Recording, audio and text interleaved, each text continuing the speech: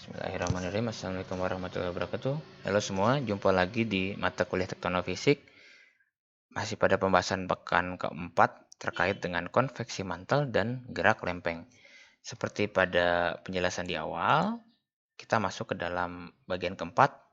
Kita masuk ke kecepatan gerak lempeng. Jadi kecepatan gerak lempeng itu bagaimana cara mengetahuinya dan seberapa cepat sih lempeng tersebut dan bagaimana cara penulisannya. Nah, ini yang akan kita bahas pada bagian terakhir dari pekan keempat ya. Dari penjelasan terkait dengan konveksi mantel dan gerakan lempeng. Oke, kita masuk, kita awali dari sini ya. Jadi, bagaimana caranya mendeterminasi sebuah kecepatan dari lempeng? Ini gambar cukup lama juga, cukup jadul, tapi nggak masalah. Bagus, representatif. Jadi kita lihat pada dasarnya bumi atau lempeng ini dibagi ke dalam 3 jenis kecepatan. Tentunya kecepatan lempeng itu berdasarkan apa? Berdasarkan dari kecepatan pemekarannya atau kecepatan zona divergennya. Kita lihat ada garis yang berwarna merah, ada garis yang berwarna hijau, dan ada garis yang berwarna biru tua. Nah, garis berwarna merah itu adalah spreading atau pemekaran nih ya di East Pacific Rise yang memiliki kecepatan pergerakan lempeng 9 hingga 18 cm per tahun, dan ini termasuk kecepatan lempeng yang sangat cepat ya. Jadi kecepatan lempeng seperti apa, Pak? Jadi seperti ini. Jadi dia akan secara alamiah akan menggerakkan ini dengan cepat begitu ya. Nah, ini. Begini, ya begini begitu ya. Ya begini. Nah, itu dia. Jadi ini akan menggerakkan lempeng-lempeng di sekitarnya itu dengan cepat 9 sampai 18 cm per tahun. Oke, tentunya akan berdampak kemana? Ke bagian sini tentu. Ke bagian sini ya. Nah, misalkan di sini aja. Di sini ada subduksi nih. Jadi dia subduksinya ini sangat aktif sekali di sini. Sama juga dengan di sini kan. Subduksinya sangat aktif sekali gitu. Nah, lalu yang warna hijau, yang bagian sini, ini merupakan intermediate spreading ridge, berarti di antara 5 cm 5 sampai 9 cm per tahun. Ya, ya berarti ya pergerakannya ya. Lalu ada yang warna biru tua, itu pergerakannya slow, 1 sampai 5 cm per tahun begitu. 1 sampai 5 cm per tahun, tergantung dari lokasinya di mana. Jadi tentunya kita bisa membagi kecepatan secara awal atau secara general itu dari ini ya, dari spreadingnya. Jadi dari mana spreading tersebut, dari mana lempeng tersebut spreadingnya berasal. Contohnya begini, kita bicara India Australia.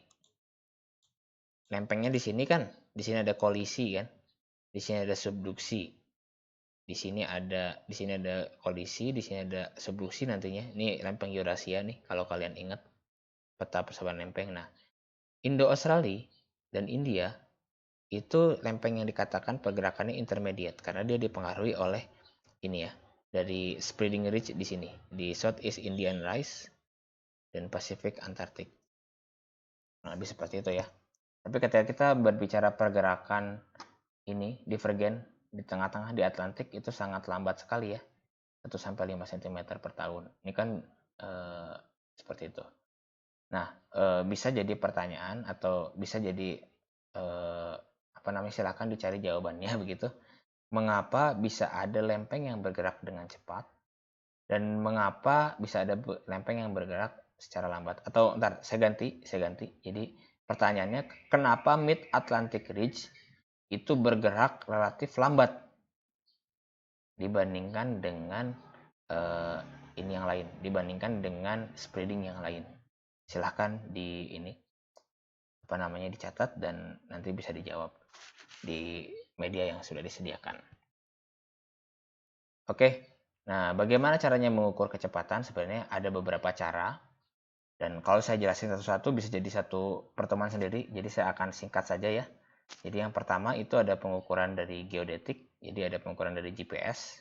Tentunya teman-teman kita yang di geomatika ini yang akan lebih terjun ke lapangan terkait dengan ini. Lalu yang kedua ada paleomagnetism. Kita juga tahu dari paleomagnetism itu juga kita bisa mengetahui ini ya, gerakan lempeng. Jadi gerakan lempeng berdasarkan umur tentunya juga bisa juga dari situ juga ada kecepatannya. Selain dari umurnya, kecepatannya juga bisa. Jadi paleomagnetism itu sangat ini sekali bermanfaat sekali ya, apalagi untuk ilmu tektonik di geologi. Nah, lalu yang ketiga itu dari vulkanisme ya, dari keterbentukan gunung apinya, baik gunung di Simon ataupun di Iceland. Nanti juga kita bisa lihat dari hotspotnya. Jadi hotspot itu bisa jadi mengukur kecepatan dari suatu lempeng. Nah, yang keempat itu ada studi kegempaan dan yang kelima adalah fitur-fitur geologi yang ada begitu. Jadi ini kecepatan gerak relatif ya. Jadi relatif itu bukan absolut. Jadi tidak selalu absolut. Jadi sentimeter per tahun seperti itu. Jadi relatif itu kan berarti kita kita kisarin kita ada kisarannya begitu ya. Jadi bukan tepat segitu begitu. Nah, ini salah satu jenis pengukuran dari geodesi. Jadi tentunya mudahnya begini. Teman-teman dari geodesi itu dia memasang patok atau dikatakan benchmark ya. Dan dia pantau terus per tahun. Bergerak nggak patoknya. Dan ini salah satu contoh di zona paling aktif ya di dunia. Ini di Turki. Nah, ini patoknya bergerak seperti ini teman-teman semua. Jadi ini dipatok, dipasang tuh dari tahun 1900 kalau saya tidak salah ya. Jadi penelitian. Jadi ini ternyata di Turki itu seperti ini teman-teman semua. Dia mengalami rotasi dan tentunya kecepatannya berbeda ya. Antara di bagian tengah sini, di bagian yang saya sorot lah, dengan di bagian yang sini ya. Di sini geraknya sangat jauh begitu patoknya. Sedangkan di sini relatif lebih ini. Nah, ini menunjukkan pergerakan suatu lempeng ya, pergerakan lempeng di situ. Nah, ini juga jadi secara umum walaupun tadi spreadingnya memiliki jenis masing-masing rekan-rekan semua ya, tetapi pada kenyataannya di zona konvergen juga bisa melambat atau bisa lebih cepat kan, seperti ini aja. Ini 7,3 nilainya ya. Ini 2 nilainya. Tetapi di sini dia bisa mencapai 5,4. Ya, di sini kalau misalkan panahnya bertabrakan itu berarti konvergen teman-teman semua ya. Ketika panahnya saling menjauh berarti dia itu divergen. Simpelnya seperti itu. Nah, ini bisa sangat cepat sekali, di sini juga cepat begitu ya. Jadi ini adalah perhitungan dari teman-teman kita yang dari geodesi, dari geomatika gitu. Dia menghitung gerak lempeng seperti ini. Jadi datanya itu sangat bermanfaat apalagi kalau kita untuk menghitung kira-kira Australia ini nabrak nabrak Sulawesi atau nabrak Indonesia, nempel ke Indonesia itu berapa tahun lagi ya dari sekarang, itu bisa kalian ukur gitu kan. Tinggal ukur aja ini jarak dari sini berapa, terus kecepatan gerak lempengnya berapa, jadi kira-kira berapa juta tahun lagi tuh dia akan nabrak Indonesia begitu ya. Seperti itu. Ini penjelasannya, jadi saya tidak akan bacakan. Jadi ada beberapa metode, ini sebenarnya akan dijelaskan lengkap sebenarnya di mata kuliah neotektonik. Tapi ini sekedar ini saja ya, pengetahuan dari kalian untuk kalian, silahkan dibaca juga. Nanti slide-nya akan saya share juga ya. Oke, lalu yang kedua paleomagnetism. Kita tahulah sifat paleomagnetism ya. Jadi nah ini dia. Ups. Mana nih? Nah ini dia. Jadi sebenarnya pada saat ini itu sebenarnya menunjukkan bagaimana menentukan anomali magnetik yang bisa dicocokkan bersama dengan oleh Euler rotation begitu ya. Jadi kan bumi itu sebenarnya bergerak, nanti sebenarnya pertemuan kelima nanti saya akan jelaskan Euler dan Paul. Tapi yang jelas bisa kita katakan bahwasanya kutub magnet itu kan berubah tuh. Kutub magnet itu berubah dan tentunya dari perubahan tersebut misalkan dari negatif jadi positif lagi, dari negatif jadi positif seperti ini aja. Nah, ini kan tebal hitamnya. Putihnya tebal juga sama, tapi hitamnya tipis.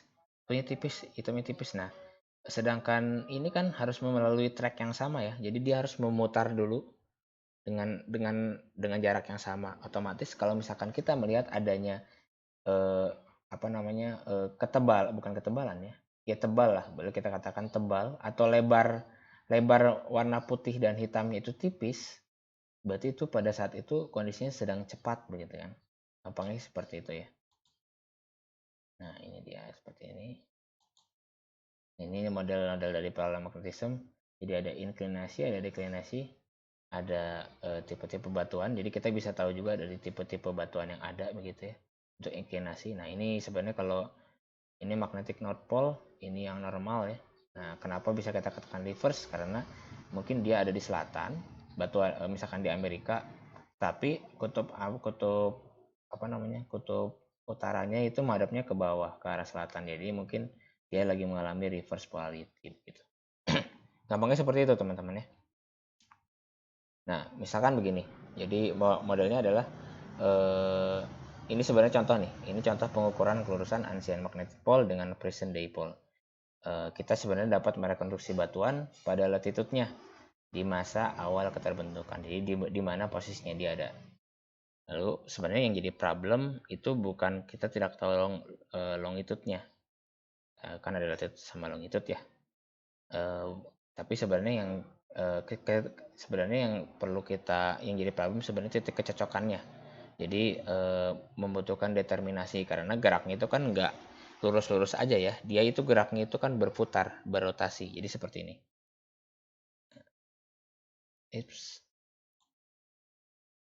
Nah, apakah ini benar? Sebenarnya problemnya adalah dia memang tidak bergerak seperti itu, lempeng itu. Harusnya misalkan kita anggap begini. Jadi kan kita anggap ini adalah kita ulangi lagi ya.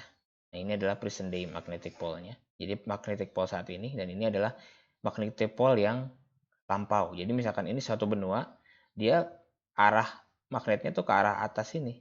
Dia menunjukkan arah magnetic pole-nya di sini nih. Sedangkan harusnya kan ke sini nih. Berarti kan dia di sini ada reverse polarity tuh di situ tuh. Nah, tentunya cocokinnya bukan seperti ini. Seolah-olah kan sama tuh ke arah atas, tapi bukan seperti itu. Jadi pergerakannya harusnya seperti ini teman-teman semua.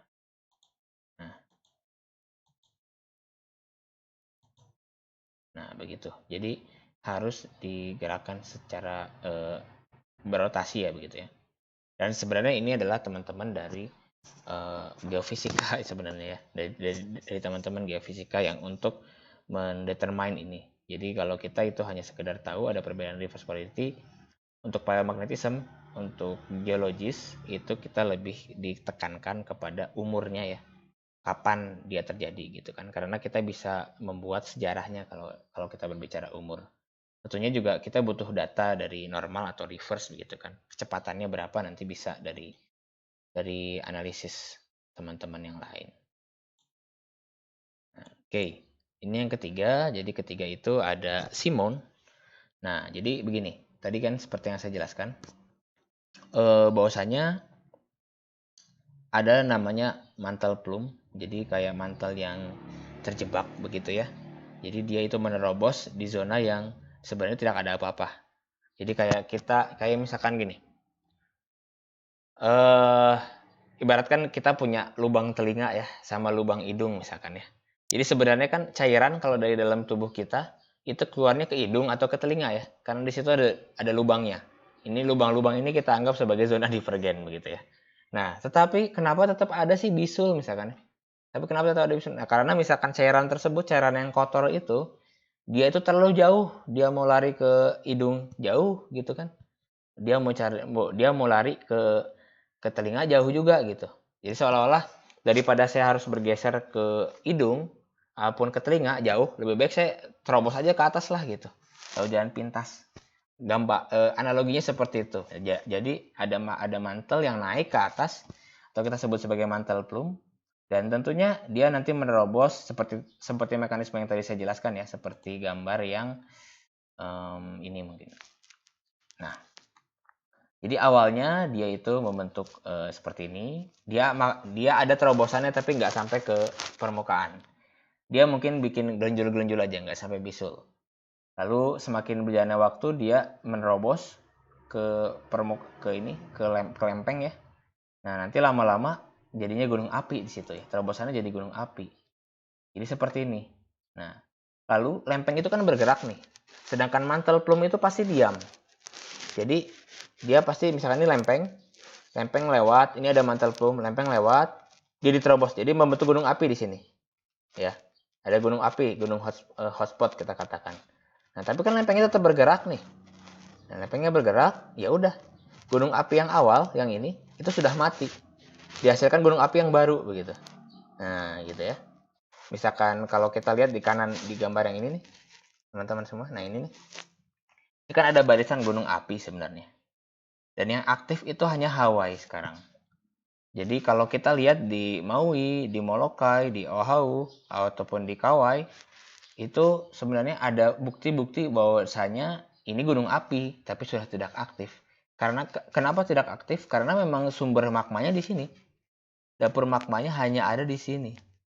Jadi dulu ini gunung apinya kan, karena memang pergerakan lempengnya ke arah kiri atas nih, ke arah northwest gitu kan. Jadi ya udah ini gerak, di bawahnya sudah nggak ada magma lagi. Ini nggak ada magma, magmanya di sini nih. Mungkin Hawaii 1 juta tahun yang akan datang nggak akan jadi gunung api lagi gitu. Sudah terbentuk gunung api baru di bagian kanan bawah atau di bagian ini ya, southeastnya dari Hawaii gitu. Di sini mungkin nih. Ini mungkin nanti akan jadi gunung api. Nah ini modelnya ya. Nah, tentunya kita bisa ketahui bagaimana cara menentukan kecepatannya.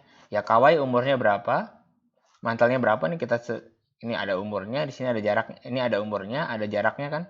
Ya kita hitung aja gitu. Misalkan Kauai umurnya 3,4 juta kalau Kauai ini kan 5 ya. 5 juta tahun yang lalu. 5 juta tahun yang lalu dengan jarak misalkan 100 km ya tinggal dibagi aja kan. 100 km dibagi 5 juta gitu kan. Berapa tuh? Berapa sentimeter per tahun nanti ketemu hasilnya. Nah, itu bisa menghitung kecepatan dari pergerakan lempengnya dari situ ya. Semoga bisa dipahami oleh rekan-rekan. Oke. Nah, ini juga Oke. Nah, ini sebenarnya penjelasannya, nanti silakan nanti dibaca buat tambahan. Oke, lalu yang keempat, ini studi kegempaan. Jadi kegempaan itu tentunya bisa menghasilkan pergerakan signifikan. Jadi misalkan begini, di sesar Sumatera itu bergerak 5 cm per tahun. Karena memang pada sesar Sumatera itu gempanya 3 tahun sekali. Dan ketika gempa itu dia menggeser 15 cm. Dia menggeser jalan 15 cm, dia menggeser apalagi ya, dia menggeser lempeng atau menggeser kerak itu 5 cm 15 cm dan terjadi 3 tahun sekali itu gempanya ya. Bisa kita katakan bahwasanya rata-ratanya ya berarti 5 cm per tahun. Seperti itu ya. Jadi sesimpel itu untuk studi kegempaan. Nah, studi kegempaan sebenarnya tidak akan kita bahas banyak karena terlalu dini buat kalian untuk bahas kegempaan, karena sebelum bahas gempa harusnya kita sudah paham struktur geologi. Nah, jadi nanti kalau misalkan teman-teman yang tertarik dengan gempa atau sesar aktif itu bisa mengambil mata kuliah neotektonik nanti ya, setelah tektonofisik sudah selesai. Oke, lalu bagaimana cara yang terakhir? Nah, ini cara yang klasik begitu ya. Ini menghubungkan antara fitur-fitur dari geologi. Ini kan kalau dari kesamaan garis pantai ya. Jadi jaraknya berapa sekarang? Ya, dulu kesamaannya seperti ini ya, berapa tahun. Sama konsepnya dengan hotspot, cuman ini tidak terlalu akurat ya. Nah, jadi seperti ini aja. Nah, ini dia. Zona-zona dari transform itu diukur. Nah, itu tinggal diukur aja umurnya berapa, lalu jaraknya berapa ya, seperti itulah. Tapi memang tidak signifikan ya, karena memang geologi pun tidak fokus ke dalam mengukur kecepatan, tapi lebih fokus produknya apa dari tabrakan data antar lempeng dan di mana zona-zona aktif, di mana zona-zona pasif. Oke, seperti itu. Oke, baik.